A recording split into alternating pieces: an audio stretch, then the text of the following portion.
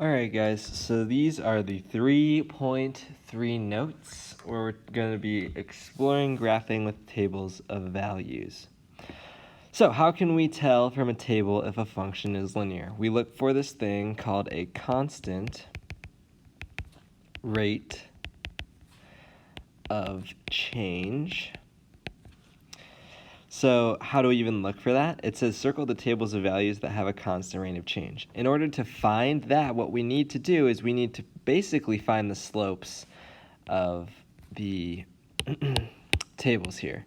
So how are we going to do that? What I like to do is I like to see what is the difference between 8 and 7, right? We're going down -1. And then if we look at 7 to 5, we're going down -2. And then if we look at 5 to 2, we're going -3. And then if we look at 2 to 1, we're going -1. We also need to look at the x values. So the x is going from -12 to -9. That's +3 and a change. From -9 to -3, that's going to be +6. From -3 to 6, that's going to be 3 plus 6, that's +9. And then from 6 to 3, that's going to be -3, isn't it? Okay, so how to find a constant rate of change, the y values would have to be increasing or decreasing proportionally to the x values. So what does that mean? It means that if we put -1/3, it would have to be equal to -2/6, which would have to be equal to -3/9, which would then have to be equal to -1/3. So then if we do this, we get -1/3 here. This would reduce down to -1/3. This also reduces down to -1/3. But then this last one, -1/3, is +1/3. So that last one is where this one actually messes up and does not have a constant rate of change. How can we confirm this? Okay, so let's actually graph f of x. So it says the first value is -12, +8. So we go here. The next value is -9, +7. So we're going to be here. The third value is -3, +5. So that's going to be here. And then the last value is +3, +1. So it's right here. As you can see, the first 3 points make a nice, hold on, gotta draw that better. The first 3 points make a nice straight line for us, okay? Why am I struggling at drawing this point? There it is. But as you can see, this last point is down off of this line, so then we don't have a constant rate of change. So let's take a look at the next one then. So the next one, we're going +1.5, and then we're going +1.5, and then +1.5, and then +1.5. This one is actually looking kind of promising. Let's see, if all of these are the same, we will have a constant rate of change. So this is +1, -2 to -1 is +1, -1 to 0 is +1, and then 0 to +1 is also +1. So then if we put 1.5/1, it looks like 1.5/1 is going to be the same thing for each of these values, right? So we do have a constant rate of change here. So then we're going to circle this table.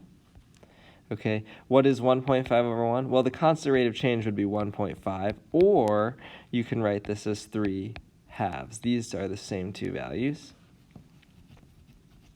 So then what we're going to do is we're going to go here to the graph, and we're going to graph this. So -3, 0, -2, +1.5, -1, +3. We have 0 and 4.5. And then we have 1 and +6. So then if we graphed all of these points, it should make a nice straight line for us. Okay. So, right, how does this compare for us? right? This has a constant rate of change as it goes to the right 2, right? We go up 1.5. So then we go to the right 2 more, and then we go up, or sorry, just 1. I'm reading this poorly. We go to the right 1, negative 3 to negative 2 is 1, so that's positive 1, and then we go up 1.5. Okay, if we went over 2, so this would be plus 2 is this distance, then it would go up 3, right? And that makes sense because our slope was 3 over 2.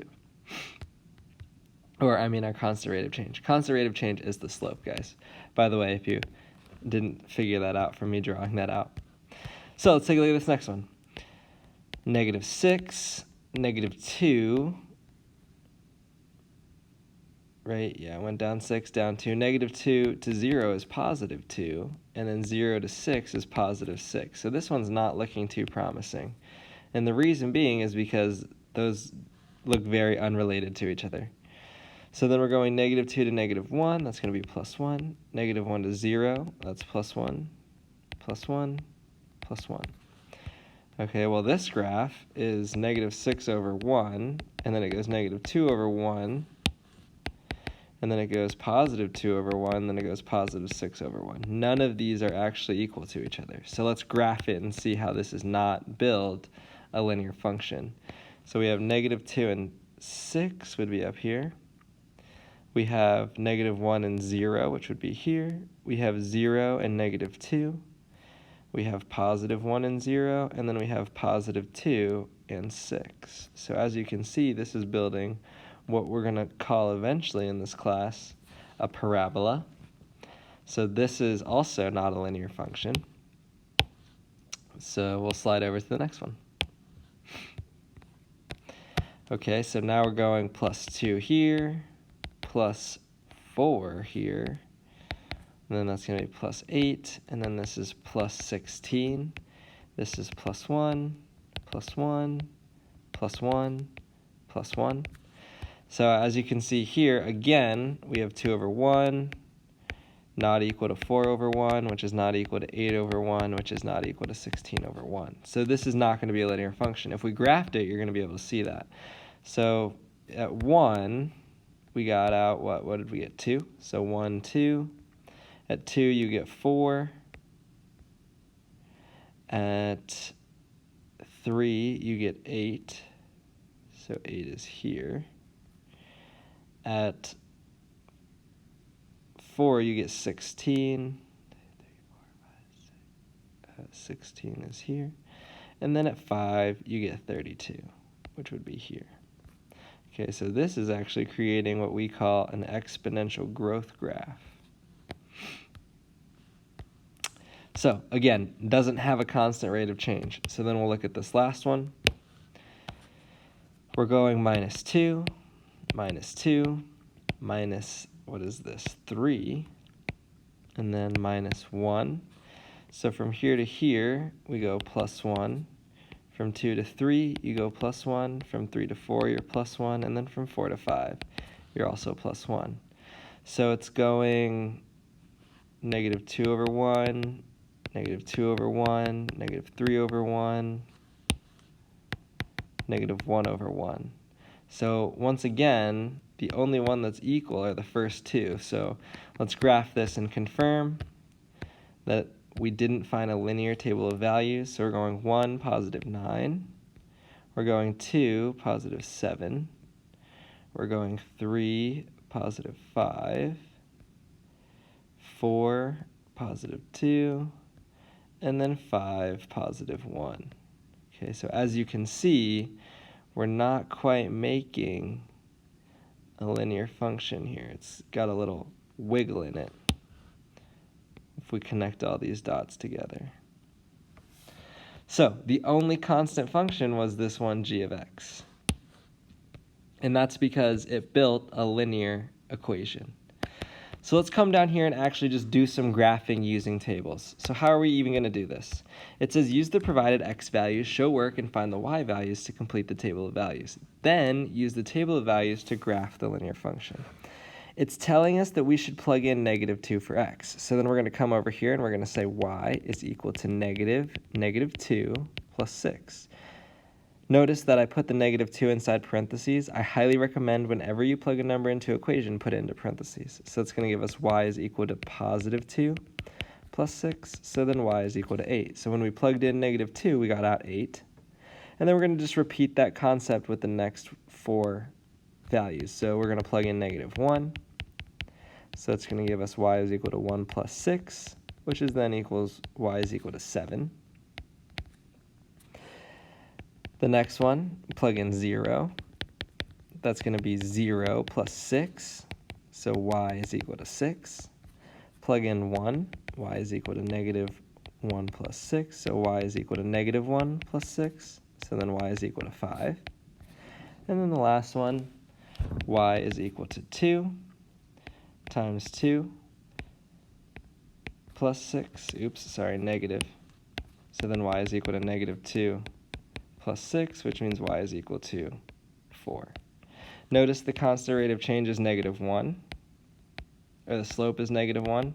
Well, the constant rate of change is the slope, so these are all going down by -1. All right, so then we're going to graph these, and what we're going to do is we're literally just going to plug in all those values that we just found on the table. So -2 will go +8, -1 will go +7, 0 we'd be at +6, 1 would be at +5, 2 would be at +4. And then now, from that table, you can see we have now built the function. Boom. All right, so what is the slope, right? The slope in this case is the constant rate of change here, which as it goes +1, it's going -1, so the slope is -1 over 1, which is -1. The y-intercept in this case, we can find it where x equals 0, so the y-intercept is going to be 0, 6. We always write intercepts as the point. So continuing on, we're going to take a look at b here. Same idea, right? We just need to plug these numbers into this equation. So y is equal to 2 times -2 minus 5, which gives us y is equal to -4 minus 5. So y is -9. So then we plug in -1, so y equals 2 times -1 minus 5. So y equals -2 minus 5, so y equals -7. Then we're going to go 0, so y equals 2 times 0 minus 5, which means y is equal to 0 minus 5, which tells us y is equal to -5. Plug in 1, so y is equal to 2 times 1 minus 5, which is y is equal to 2 minus 5. So y is equal to -3. And then lastly, y is equal to 2 times 2 minus 5, so y is equal to 4 minus 5, so y is equal to -1. Now we're going to graph all these points. So -2, we're going to be at -9, which is down here. At -1, we'll be at -7. At 0, we'd be at -5. At 1, we're at -3. And then at 2, we're at -1. As you can see, this should have built our line again. The slope is the constant rate of change. So here we're going -2. We go +1 on the other side, so that's going to be -2 over +1, which gives us -2. And then the y-intercept, it's going to cross at 0, -5. And you can find that where the x value in the table is equal to 0. Or you can look at your graph. Either one is great. All right, last question on the notes here. So, what would be some good x values to pick to make this graph easier? Notice, we have to multiply the x by 1/3. The first value I always think of to make something easy is probably plugging in 0. Why is 0 easy? Because whenever you multiply anything by 0, it just is 0.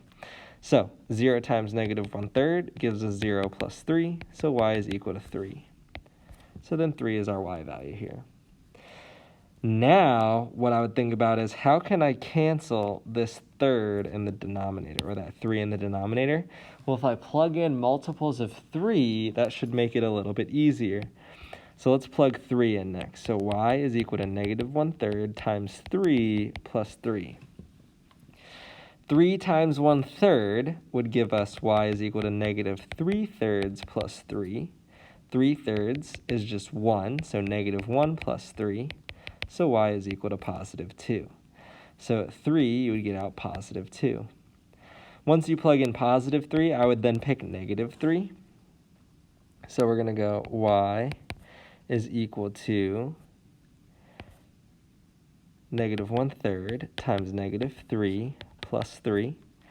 So again, 3's would cancel. Negative times negative would make it positive. So that's going to be positive 1 plus 3. So y is going to be equal to 4 here. And then for the last 2, I would use another multiple of 3, but maybe a little bit bigger. So maybe like 6 and negative 6 is what I would choose here. So y is equal to negative 1/3 times 6 plus 3. So that's y is equal to negative 6 over 3 plus 3. So 6 divided by 3 is going to be negative 2 plus 3, which gives you out positive 1. And then we'll plug in negative 6, so negative 1/3 times negative 6 plus 3. So y is equal to, y is equal to positive 6/3 plus 3. So y is equal to 2 plus 3, which gives us 5. Now we just plot those points. So 0, 3 was the first one. 1, 2, 3 up 2 was the next one. Negative 3, 1, 2, 3 up 4, 1, 2, 3, 4 puts us here. Positive 6 and positive 1 puts us right here. And then negative 6, positive 5 would put us right here. And as you can see, now we built that nice graph. So because our x's are not in order here, notice we did 0 to 3 to negative 3 to 6 to negative 6. They're not in order. So what we should do to rely on the slope is come back to here. Okay, so the slope is always whatever's on the x value when it's in y-intercept form. So the slope here is going to be negative 1/3. Okay. We actually could look at the table. Let's talk about how. So from 3 to 2, this is down 1. From 0 to 3, that's plus 3. So that would give us negative 1 over 3. From 2 to 4, that's plus 2. From 3 to negative 3, that's minus 6. So then we would go positive 2 over negative 6. What does that equal? Negative 1/3. So 4 to 1 is going to be negative 3. Negative 3 to positive 6, that's positive 9. So negative 3 over positive 9, what does that reduce to? Negative 1/3 as well. And then 1 to 5 is going to be a difference of 4. 6 to negative 6 is a difference of positive 12, or negative 12. Right? So then we have positive 4 over negative 12, which also reduces to negative 1/3. So boom, our slope, negative 1/3, y-intercept, 0, 3, and then there we are. Okay, so even though we didn't go in order on our table, we could still look at the table to find a constant rate of change. Okay, because all of these rates of change all equal negative 1/3. As always, if you have any questions, guys, ask them in class, ask them on Canvas, shoot me an email. I'd be happy to help. I want you guys to try out these last couple questions for homework.